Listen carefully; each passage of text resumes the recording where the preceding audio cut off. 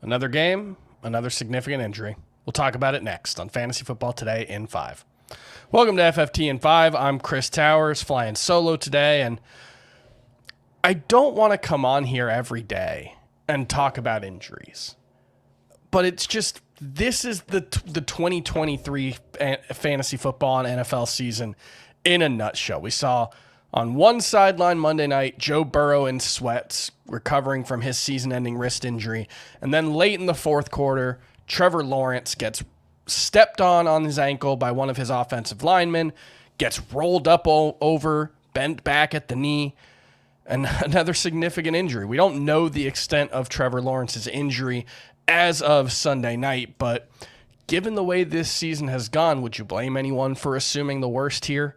The Bengals beat the Jaguars 34-31, and what's really unfortunate here, sitting here Monday night, is this was a really fun game with a lot of things to talk about beyond just the injuries, and of course we have to talk about what Trevor Lawrence's injury means, because that's the significant storyline coming out of here, assuming it was as bad as it looked, where Trevor Lawrence, immediately threw his helmet to the ground in frustration, couldn't put any weight on his leg, went to get x-rays after the game. We don't know the extent of the injury again, but assuming the worst, we're looking at CJ Beathard starting for the Jaguars. And look, he had one nice drive in helping move the Jaguars down into field goal territory, but we're talking about a guy who, even having played most of his career in the Kyle Shanahan system, throwing to George Kittle and then those guys who just always boost everyone's efficiency, CJ Beathard for his career is at 6.9 yards per attempt. He's got 18 touchdowns, 14 interceptions on 514 pass attempts.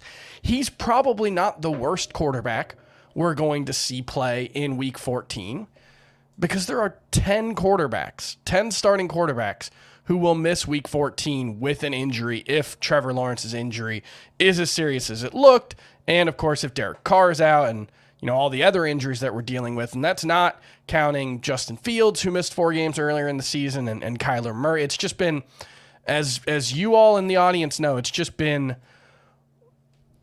I've been doing this for 13 seasons. This is the worst season I've ever seen for injuries. There's no explanation for it. There's no, nothing we could have done to avoid this. It's just sometimes bad luck happens over and over and over again. And, this week of fantasy football has just been defined by injuries. Tank Dell's season-ending injury. Kenny Pickett having surgery on his ankle. Derrick Henry looks like he's going to play, but Ramondre Stevenson has that ankle injury, unlikely to play on Thursday. At this point, you have to assume. It's a really tough situation. We also had Christian Kirk leave Monday's game with a groin injury. So we'll talk about the fallout for the Jaguars offense in particular to start off. And, what we did see on Monday night was, unfortunately, a bust game from Calvin Ridley. Now, it was almost a bigger game. He had 4 catches for 26 yards. If you watch the game, he had about a 40-yard gain at the end that was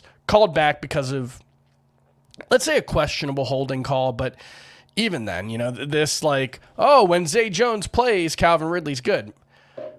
Maybe not. I don't know how to handicap that with Christian Kirk leaving the game, because it might just be a situation where when the Jaguars are fully healthy in their wide receiver core, they feel comfortable moving around Calvin Ridley, having him be, being a little more creative with how they use him, and maybe that's the key. But with Kirk leaving with a groin injury, that argument kind of goes out of the window if he has to miss time. So Ridley, still just a boomer bust wide receiver 2/3 for me moving forward. We got a big game from Evan Ingram, 9 catches for 82 yards and a touchdown. That was really nice to see. He's been consistently solid, but what we haven't seen from him this season is the touchdowns. This was his first of the season, and look at that. He had 9 catches, 82 yards, and a touchdown. Massive fantasy game. That's been waiting to happen, and it was nice to finally see it. Zay Jones, 5 catches, 78 yards on 8 targets. He had as many targets as Ridley in this one. If Kirk has to miss time, I think Jones is in that wide receiver 3/4 conversation, but that, all takes a hit if Beathard has to start instead of Lawrence, because that's going to be a downgrade for this offense. We're used to that by now across the NFL. There are a lot of offenses that are downgraded because of the quarterback play, and the Jaguars might be the next one. The Bengals might not be. I don't really know how confident to feel in what Jake Browning did on Monday night, but it was a terrific performance. 354 yards and a touchdown on 37 pass attempts. The touchdown was more Jamar Chase being a superhero. It was a 76-yarder where he beat the defender one-on-one, then outran the defense after that. Jamar Chase is a superhero, though. And this is why I could never bring myself to sit a guy like Jamar Chase. And you can also throw in like Garrett Wilson. You can throw Justin Jefferson coming back from his injury this week with, potentially Nick Mullins starting at quarterback, but even Josh Dobbs. I can't bring myself to start guys that are that talented because they can make it happen on their own. Quarterback play obviously is super important. I don't want to downplay that. But when Jamar Chase is getting featured the way he has been, he might be the best wide receiver in football. 11 catches, 149 yards, and a touchdown. You just cannot bring yourself to sit him at any point. I don't care who else you have.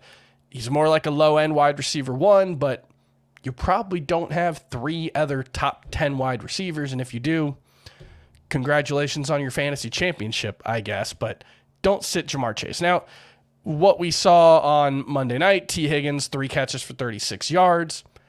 That's not terribly surprising with, a backup quarterback in. T. Higgins' first game back from missing 3 games with a hamstring injury. Hopefully he gets more involved moving forward, but not necessarily someone you can start with any confidence. I'm going to put him below Calvin Ridley in that wide receiver 3 range where there's big upside. T. Higgins is incredibly talented in his own right, but, not someone that you can rely on at this point. The running backs in this game are interesting. Travis Etienne, 45 yards on 11 carries. He was dealing with an injury coming in, so I think the limited workload probably reflected in that. But he did score a touchdown, 4 catches for 34 yards. Solid game from him. You're not sitting Travis Etienne. Joe Mixon's a little tougher because he actually had a really good game. 19 carries, 68 yards, 2 touchdowns. Also made some plays in the passing game, 6 catches for 49 yards. So that's one where I still view Mixon in that RB2 mold, but, Jake Browning looked competent.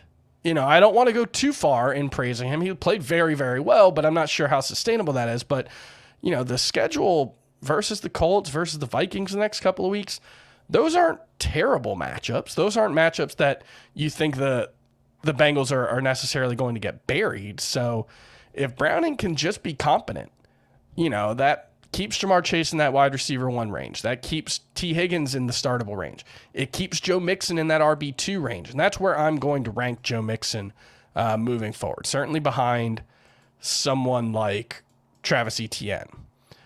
Probably this week I would rank him behind like Ezekiel Elliott. But that's an interesting one because it's similar situations. Ezekiel Elliott probably in a worse offense with New England. The Bengals scored more points on Monday night than the Patriots have scored since October combined.